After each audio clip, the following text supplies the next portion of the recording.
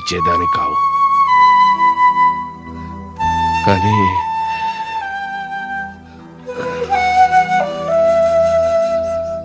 నువ్వు జైలుకి వెళ్ళిపోయావు అంతే.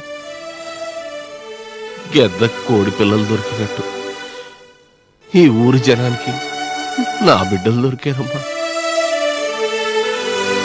నువ్వు లేని ఇంట్లో ఉండలేక, నలుగురు అంటున్న సూటిపోటి మాటలు పడలేక, ప్రేమించులోని వదులుకోలేక ఎవరికి చెప్పా చేయకుండా జయ వెళ్ళిపోయిందమ్మా.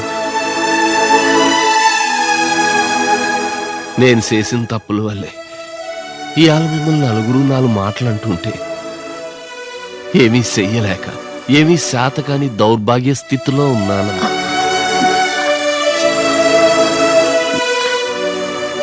నాన్న, నువ్వేం బాధపడకో. అది వెళ్ళిపోయిన దానికి నువ్వేం చేస్తావు?